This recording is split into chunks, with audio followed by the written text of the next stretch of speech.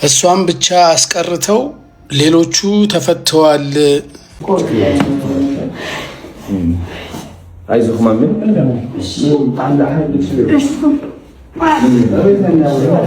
ካለ እዚህ ሀገር ፈልጋችሁ ብታስሩትና ዜና ላይ ብናየው ደስ ይለኛል። በጣም ተደፋፈርን። የተማረ ይግደለኝ የሚለው ቃል አሁን ገና ቦታውን አገኘ። ሰላም ሰላም ሰላም ውድ ቤተሰቦቼ እንዴት ናችሁልኝ? እኔ ደህና ነኝ። ክብሩ ይስፋ ቤተሰቦች፣ ዛሬም እንደተለመደው ለእናንተ ወቅታዊ አዳዲስ መረጃ ዘር ቪዲዮዎች ይዤላችሁ መጥቻለሁ። አብራችሁን ቆዩ። ለቻናሉ አዲስ የሆናችሁ ደግሞ ሰብስክራይብ የምትለውን በተንም በመንካት ቻናሉን ፋሚሊ ሁኑ ቤተሰቦች። በተጨማሪም ቪዲዮን እንደምትወዱት አልጠራጠርምና ላይክ አድርጋችሁ ጀምሩ። ላይክ ማድረግ እንዳይረሳ። እኔ እዚህ በቪዲዮዎች ላይ ሐሳብ አስተያየት እንሰጥበታለሁ። እናንተ ደግሞ ኮሜንት ሴክሽን ላይ ገብታችሁ ሐሳባችሁን በነፃነት እንድትገልጹልኝ በትህትና እጠይቃችኋለሁ። ወደ ቪዲዮቹ እንሄዳለን። አብራችሁን ቆዩ። ይህ ምንቴ ዩቲዩብ ቻናል ነው። እኔ ደግሞ ምንቴ ነኝ። ወደ ቪዲዮቹ እንሂድ።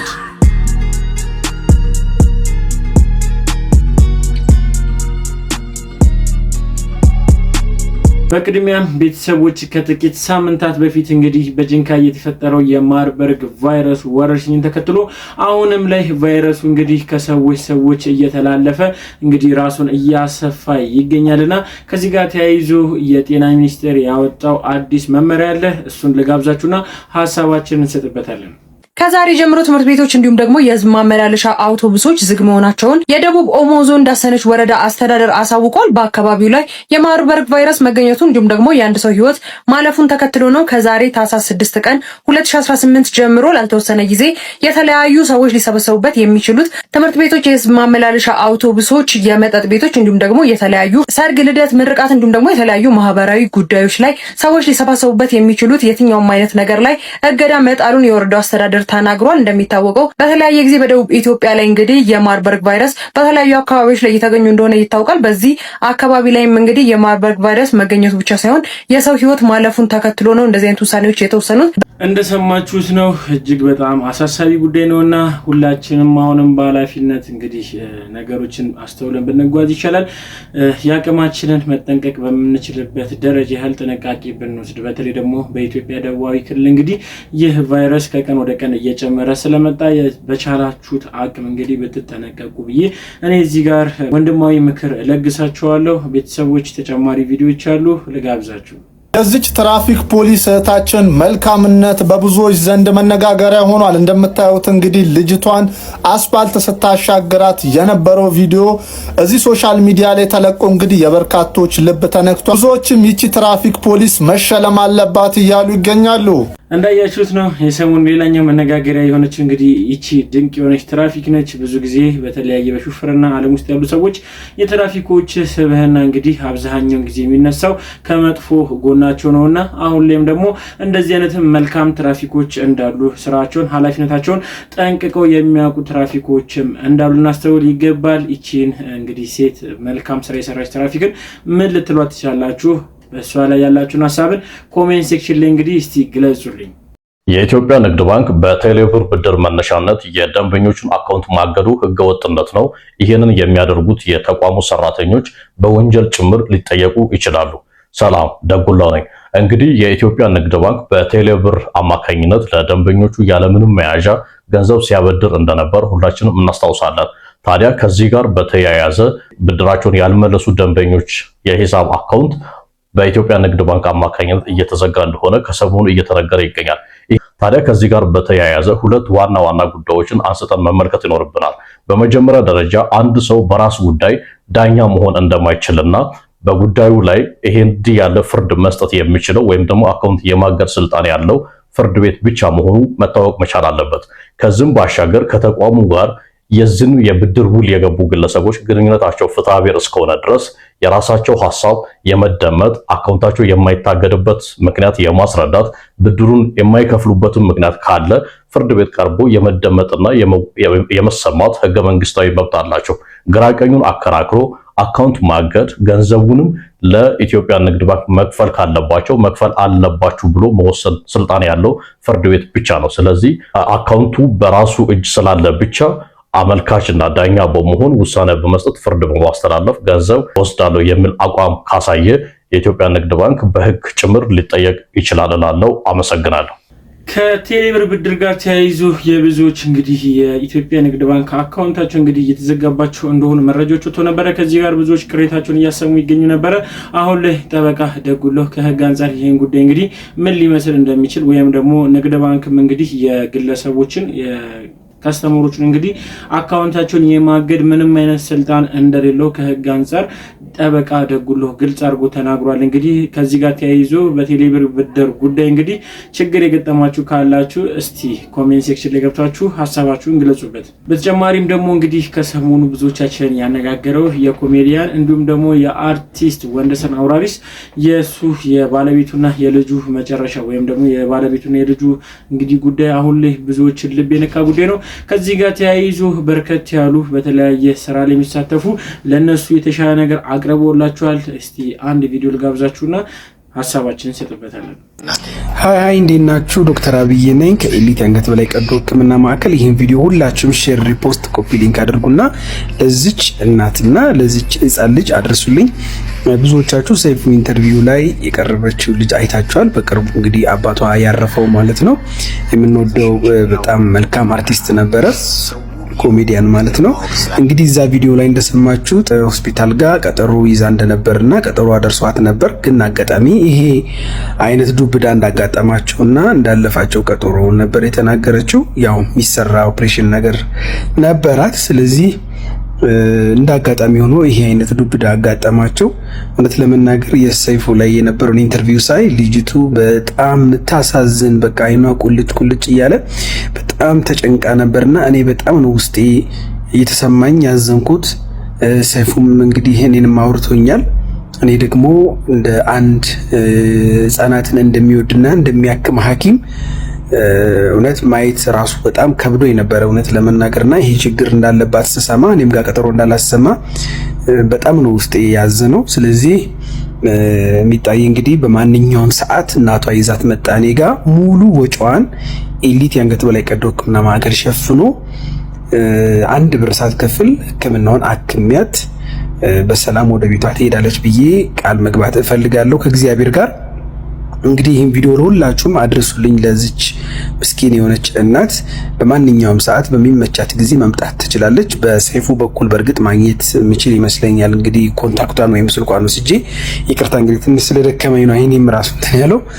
እንግዲህ ሰይፉም ኦፊሻሊ ነው የጠየቀኝ። ስለዚህ እኔም ኦፊሻሊ ጥያቄህን ተቀብዬ ሚሚዬን በምችለው አቅም በሙሉ አግዤ ከፈጣሪ ጋር ከዚህ ችግር የምትላቀቅበትን መንገድ አመቻቻለሁ ብዬ መናገር ፈልጋለሁ። ሁላችሁንም በጣም ነው ማመሰግናችሁ፣ በጣም ነው መወዳችሁ።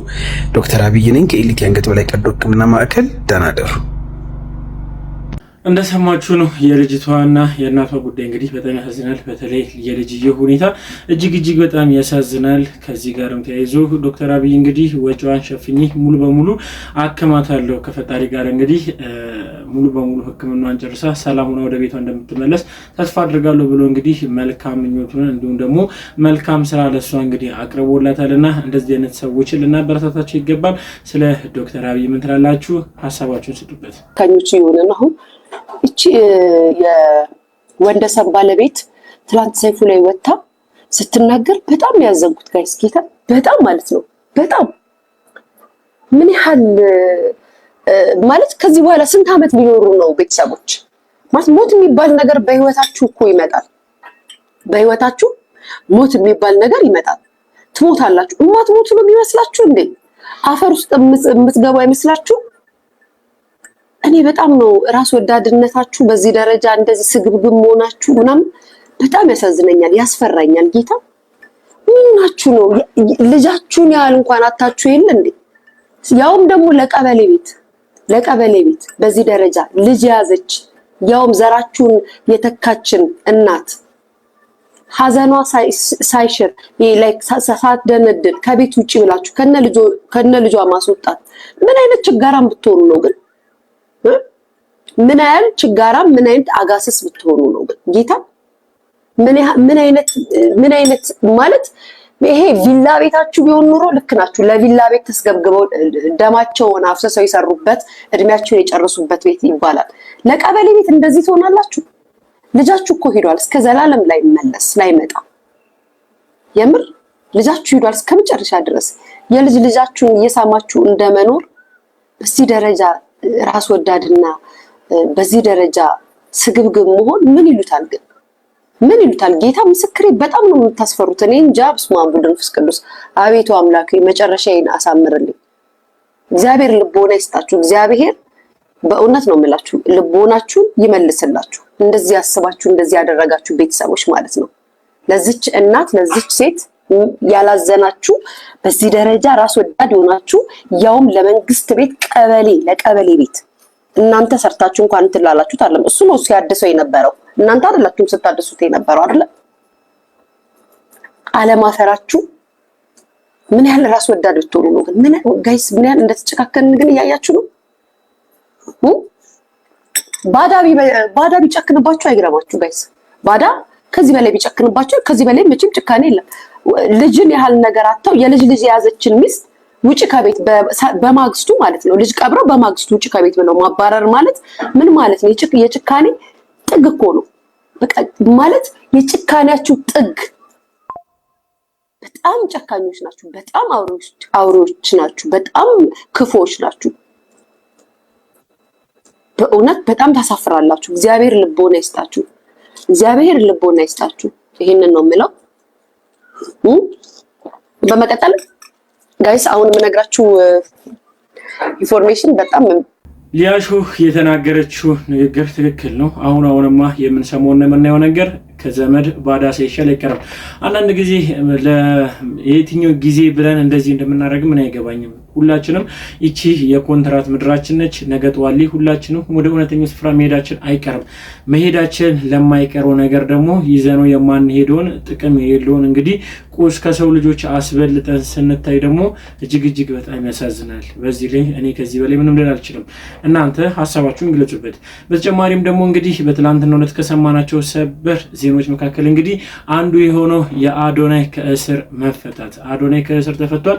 የአዶናይ እንግዲህ ወዳጆች እንኳን ደስ አላችሁ ማለት ፈልጋለሁ። ከዚህ ጋር ተያይዞ ቪዲዮዎች ያሉ ልጋብዛችሁ። አይዞህ ማምን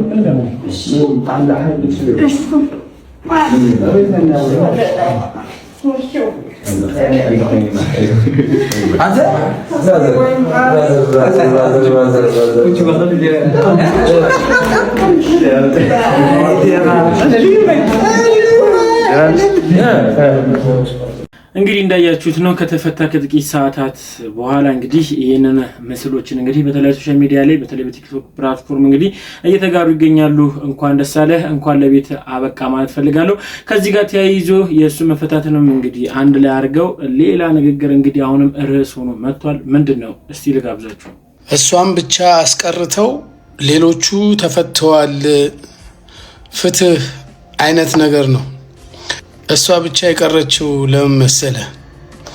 ይህንን ፎቶ ፖስት ያደረከው ሰውዬ 3 ሚሊዮን ብር የፈጀ ልብስ 450,000 ብር ሴል ታክስ ተከፍሎበታል ወይ የሚባለው ነገር መጣራት አለበት።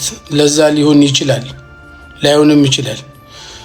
ማን ላይ ነው እንደዛ ያሽቋለጠችው? ማን ላይ ነው እንደዛ ያንጓጠጠችው?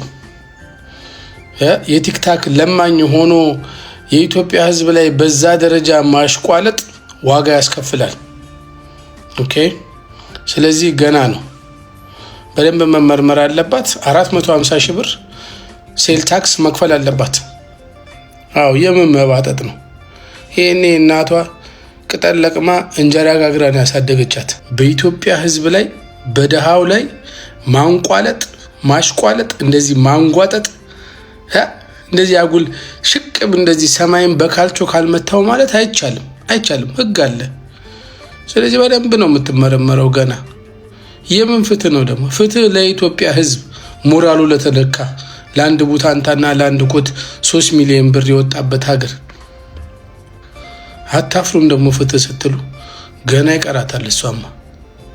እንግዲህ የአዶናይ መፈታትን ተከትሎ እንግዲህ ኢቫ አልተፈታችም። ስለዚህ እሷ ያልተፈታችው ለምንድን ነው ብሎ ብዙዎች ቅሬታ እያሰሙ ፍትህ ለኢቫ ብሎ እንግዲህ የቀረቡ ሰዎችም ነበሩ። ነገር ግን ወንድማችንም የተናገረውን ሰምታችኋል። ይህ ቀልድ አይደለም። ምክንያቱም አንዳንድ ጊዜ ህግ የያዘው ጉዳይ እንግዲህ ህጋዊ መስመር ህጋዊ አካሄድ ስላለው በሱ መሰረት እንግዲህ ይሄዳል። ግን ወንድማችንም ያነሳውም ሐሳብ እሱም ጭምር ሊያስጠይቃት እንደሚችል ዘንግተዋለች መሰለኝ። እስቲ ምን ትሉበታላችሁ? ሐሳባችሁን ስጡበት። እነዚህ ቲክቶከሮች ጋር ውለህ መጨረሻው የሆነው አሁን ላጣራ ነው ብሎ ሰብስቦ አዶናይን ሰግጥ ፈምስ ጉዞ አዶናይን ይዞ ተብሎ በተጠራበት መድረክ ላይ አንተ ተገኝተህ አይቻለሁ። ነገ ምን ክስ እንደሚመሰርት ፖሊስ አናውቅም። የሀገር ባህል በመጣስ ምን እንደሚለን አናውቅም። እሱን እንጠብቃለን።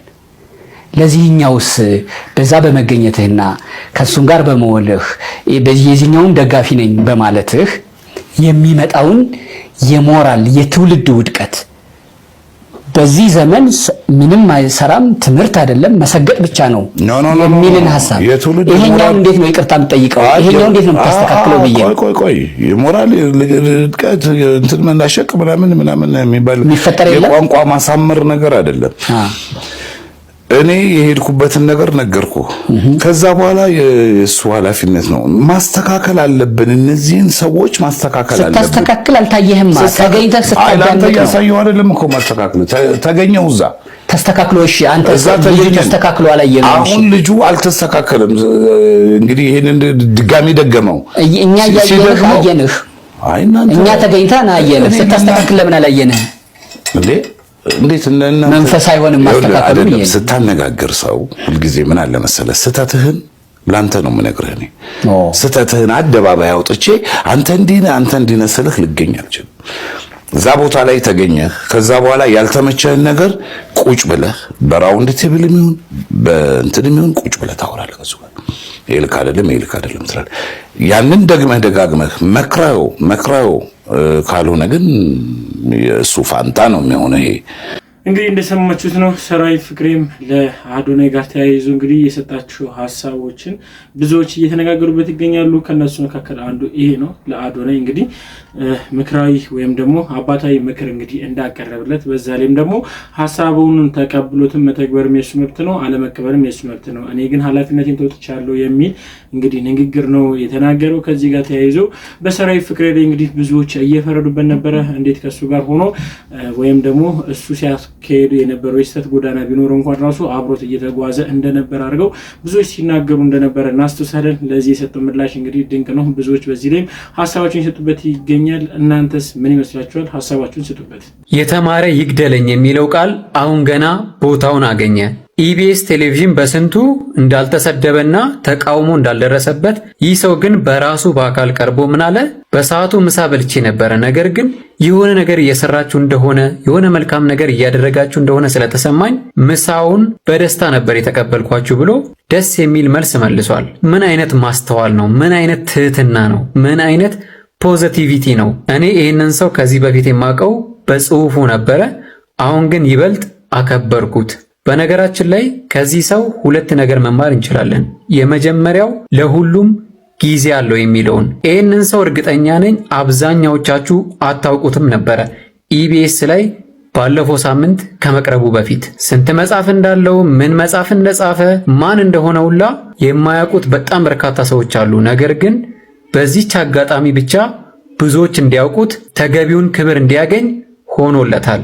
ሴፉ ላይ ቀርቦ ኢቢኤስ ቴሌቪዥን የ100,000 ብር መጽሐፍ ገዝቶታል። በተጨማሪም ዶክተር ያሬድም የ100,000 ብር መጽሐፍ ገዝቶታል። በመጽሐፉ ብቻ 200,000 ብር በአንድ ሌሊት ሰራ ማለት ነው። ከዚህ በላይ ሁሉም ነገር ለበጎ ነው የሚያስብል ነገር የለም። ሁለተኛው ነገር ደግሞ ብዙዎች ኢቢኤስ ቲቪ እየሰራ ያለው ነገር የተረዳችሁት አይመስለኝም።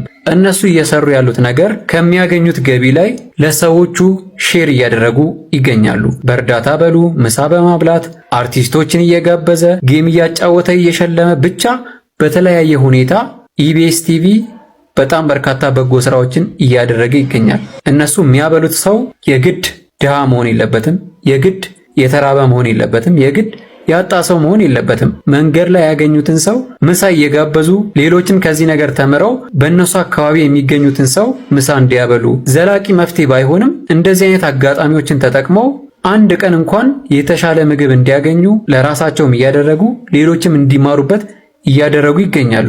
በነገራችን ላይ መንገድ ላይ አግኝተውኝ ቢጋብዙኝ እዛው ካሜራ ፊት ለፊት እበላው ነበረ። ልክ የሆነ መጥፎ ስራ እየሰሩ እንዳለ አክት የሚያደርጉ ሰዎች አሉ። ምሳ ማብላት፣ የተቸገሩትን መርዳት፣ ማልበስ፣ ማጠጣት ይሄ በጣም ሊበረታታ የሚገባ ነገር እንጂ ተቃውሞ የሚያስነሳ ጉዳይ አይደለም። አንዳንዶቹ ደግሞ ምን ብለው ያስባሉ? ካሜራ እየደቀኑ ድሃ እየረዱ ይሸቅሉበታል። እውነትህን ነው። በጎ ስራ እያደረጉ እያበሉ እያጠጡ እያለበሱ ከሸቀሉበት እሰይ ደግ አደረጉ። አንተስ ምን እያደረክ ነው? እርዳ፣ ችግር የለውም አንተም። እሺ እነዚህ ሰዎች ምን እየሰረቁ ያሳዩ? እየዘረፉ ያሳዩ? ድሃን በመጥላት ድሃን በመጠየፍ ቪዲዮ እየሰሩ ፖስት ያደርጉ? ምን ይሁን ነው የምትሉት? ተስፉ የሰጠን ሀሳብ ትክክል ነው። እኔ እንደራሴ የማስበው መልካም ስራን እንግዲህ ለሰው ሰርቶ ማሳየትን የመሰለ ነገር የለም። ኢቢኤሶች እንግዲህ መልካም ስራቸውን ሲሰሩም ደግሞ ካሜራ ደቅ ነው ለሚሉት ምላሽ ይሄ ይመስለኛል። ምክንያቱም መልካም ስራ ሰርተዋል። መልካም ስራውን እንግዲህ ቀርጸው ለህብረተሰቡም ተደራሽ አድርጓል። ህብረተሰቡም እንግዲህ ባለበት ያቅሙን ያህል እንግዲህ ለተቸገሩም ሊሆን ይችላል ከሱ በታች ላለ ለተቸገሩም ለተጨነቁትም እንግዲህ በቻሉት አቅም እንዲረዱ ወይም ደግሞ እንዲረዳዱ የሚያደርግ መልእክት ነው ያዘለው እንጂ ሌላ ነገር አይደለምና እንደዚህ አይነት ሀሳብ ያላችሁ ሰዎች ብታቆሙት ይሻላል። ምክንያቱም እናንተ ምን አርጋችሁ ነው እነሱን ለመተቸት የደረሳችሁት የሚለውን ጥያቄ ያስነሳባችኋልና እኔ እንደራሴ ኢቢኤስ ላረጋው ትልቅ ድርጊት እንግዲህ ከዚህ ጋር ማመስገን እፈልጋለሁ። እናንተስ ከኢቢኤስ ጋር ተያይዞ እንግዲህ ሰሞኑን ሲናፈስ በነበረው ወሬ ላይ ምን ትሉበታላችሁ? ሀሳባችሁን ስጡበት። ተጨማሪ ቪዲዮ አለ ልጋብዛችሁ። እንዴት ኤቲኤም ማሽን እንደዚህ ብሮችን እንዲተፋ ልናደርግ እንችላለን? የመጀመሪያው ሜትድ ጃክፖቲንግ ይባላል። ይሄም ባይ ፊዚካሊ ኮኔክቲንግ ዲቫይስ ቱ ደ ማሽን ማለት ነው። ውስጡ ፖርት አለ፣ ከፒሲ ጋር ሊሆን ይችላል፣ በስልካችንም ከማሽኑ ጋር ማገናኘት። ከዛም ስፔሲፊካሊ ዲዛይንድ የሆነ ማሽኑን ኮንትሮል የምናደርግበት ማልዌር አለ። ማልዌሩን ከየት እናገኛለን ብላችሁ ካሰባችሁ የጨለመው ዌብ ላይ አቬሌብል ነው። እሱን አክቲቬት ማድረግ እና ማሽኑ ዝም ብሎ ገንዘብ እንዲያስመልስ ማድረግ ማለት ነው። ባንኮች ኦፊሻሊ ይሄ ነው ብለው ያስቀመጡት ስታቲካሊ የሆነ መረጃ ባይኖርም እኔ በግሌ ግን ላረጋግጥ እንደቻልኩት ከ200,000 ብር በላይ እንደማያስቀምጡ ነው። ያው ትንሽ ብትሆንም ግን እቺን ብትሆን ትጠቅመናለች። ፕራክቲካሊ ደግሞ ማየት እንፈልጋለን የምትሉ ደግሞ ዩቲዩብ ቻናሌ ቪዲዮ አስቀምጬላችኋለሁ። በአካል ተገኝቼ ካሻውት እያደረኩ በአሁኑ ሜትድ የሰራሁት ቪዲዮ አለ ዩቲዩብ ባዮ ላይ አለ፣ ቼክ አድርጉ። ፖሊስ ሆይ ካሻውት እያደረኩ የሰራሁት መንገድ አለ እያለ ነው። እየሰረኩኝ ቪዲዮ ሰርቻለሁ እያለ ነውና እኔ ካለ እዚህ ሀገር ፈልጋችሁ ብታስሩትና ዜና ላይ ብናየው ደስ ይለኛል። በጣም ተደፋፈርን። አሁን አንተ እውቀት አጥተህ ነው የምታስተምረው። ስለ መስረቅ እያስተማርክ ነው። እንዴት አድርጋችሁ ኤቲኤም ዋን ፊዚካሊ አታችኝ። ይሄንን በሰራበት አንድ ወጣት የሆነ ነገር ከገመድ ጋር ቢያያይዝበትና የሆነ ነገር የሚያበራበት የሆነ ቴክኒክ የሆነ ብሎን የሚያስርበትን መንገድ ብታስተምር እንደው ሰው ተሆን ነበር። ኮንተንት ከዚህም ብሶ ዩቲዩብ ቻናል አለኝና ተከታተሉኝ ትላለህ። እንደው ክትትል ይከተል፣ እንደው ሌባ የጀርመን ውሻ ይከተል። እንደው እንዴ ነውር እኮ ነው፣ የመጨረሻ እኮ ነው። አሁን ክሪሚናል ድርጊትን በአደባባይ ኮንፌስ እያደረግህ ነው፣ እያመንክ ነው። ሰው ቢኖር እዚህ ሀገር ተይዘህ መታሰር አለብህ። አንደኛ እንዴት እንደሚሰረቅ እያስተማርክ ነው። ገንዘብ ሊያስመልስላችሁ ይችላል። ሬድ ባስመለሰ አንተን እንደው እንደዚህ በሆነ በሳፋ ነገር ምን አይነት ደፋር ሰው ነው? ከየት ነው የመጣው? በጣም የመጨረሻ ተነቀላል። በቃ አሁን ይሄ እኮ ምንድነው? ምንም አታመጡም እኮ ነው። ልጆቻችሁን እንዴት እንደመስረቅ እንደሚችሉ ሌባ ላፍራላችሁ ነው። አንተ ለፍተህ ደክመህ አፈር በልተህ ልጅን ታሳድጋለህ። የማይከፈል ትምህርት ቤት ከፍለህ ከስንቱ አድነው ከስንት ጅብ አፍ አድነህ ልጅን እንደምታሳድግ አዲስ አበባ ከተማ ውስጥ አሁን ከፈረንጅኛ ትምህርት ቤት ትመጣለህ፣ ከሰፈር ዱርዬ ትመጣለህ፣ ከማይሆን ሚዲያ ትከላከላለህ፣ ከቲክቶክ ከሶሻል ሚዲያ ከፌስቡክ ፖስት ከግሩፕ ከዩቲዩብ ኮንተንት ዋይፋይ ቤት ውስጥ አለ ምናምን ከቲቪ ቻናል ከዚህ ሁሉ ታድገህ ካለህ በኋላ ይሄ ደግሞ በጎን በኩል መጥቶ ሌባ ላፈራለ እንትን ይላል። ከእንደዚህ አይነት ጠንቅ በለ ግቤ ገብተህ በሰርቀኝ ይሻለኛል። አንድ ቀን ነው እተካዋለሁ። በዚች የማያቋርጥ የሌብነት ኮርስ እየሰጠ ነው። የት ነው ያላችሁት? የሚመለከታችሁ ሰዎች፣ የሚመለከታችሁ አካላት ይባላል እዚህ ሀገር። ማን ምን እንደሚመለከተው እግዚአብሔር ይወቀው። አንተ በስነ ስርዓት ዘብጥያ መውረድ ያለብህ ሰው ነህ። ቁም ነገር መሆኑ ነው። አሁን ምን ይመስላል ነው? ምን ይላል እንደው ሰመረ ባሪያው የተናገረው ንግግር ሰምታችኋል። ትክክል ነው። ትውልድ እንግዲህ አላስፈላጊ ድርጊት የሚያደርጉ ወይም ደግሞ ለትውልድ ጸር የሆኑ መጥፎ ነገርን ስነ ምግባራዊ የሆኑ ጉዳዮችን እንግዲህ የሚሰብኩት እንደውም እነሱ ሊታሰሩ ይገባቸዋልና ሰመረህ የተናገሩን ሐሳብን እንግዲህ ምን ልትሉበት ትችላላችሁ? ሐሳባችሁ ስጡበት። ወንድማችን ገዳም ልገባ ነው፣ ከዛ ስወጣ በሰፊው እንገናኛለን ብሏቸዋል። ፒን አድርጉት፣ ኮሜንቱ ሞዴሬተር ፒን አድርጉት።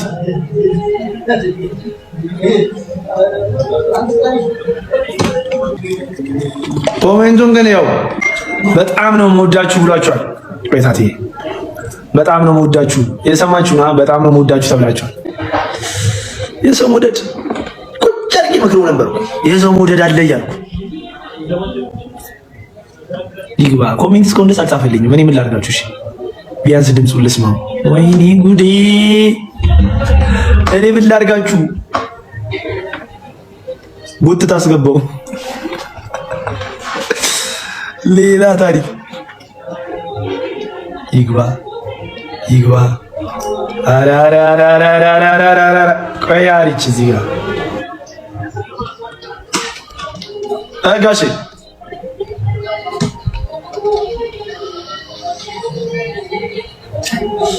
እንደ ሀገር ነው ናፈቀን። ባስትሪ ይግባ። የሰማችሁ ነው እሱ ወይዘው ማርያም ከአንድ ዓመት በላይ በእስር ቆይቶ አሁን ላይ ተፈቶ እንግዲህ ቤተሰቦቹን ከተቀላቀለ ሳምንት እንኳን ያልሞላው ጆ ዳንኤል አሁን ላይ አንድ ሐሳብ ይዞ መጣ። እሱ ምንድነው? ራሴን እስከማገኝ ወይም ደግሞ ከራሴ ጋር እስከምታረቅ ራሴን ሂጂ እንግዲህ ወደ ገዳም ልገባ ነው ብሏል። እንግዲህ ከገዳም ስመለስ በደንብ በሰፊው እንገናኛለን የሚል መልእክት አዘል ጉዳይ እንግዲህ አስተላልፎ ነበረ። በዚህ ላይ ብዙዎች ደስተኛ ሆኖ እንግዲህ ሐሳባቸውን እየሰጡበት ይገኛሉ። የጆ ዳንኤል ውሳኔ ምን ትሉታላችሁ? ሐሳባችሁን ስጡበት። ቤተሰቦች እስካሁን ድረስ አብራችሁን ስለቆያችሁ አመሰግናለሁ። ለዛሬ ይዤላችሁ የመጣችሁ ቪዲዮዎች እኚህን ይመስላሉ። አብራችሁን ስለቆያችሁ አመሰግናለሁ። በቀጣይ ቪዲዮ እስክንገናኝ ሰላም ቆዩልኝ። እወዳችኋለሁ።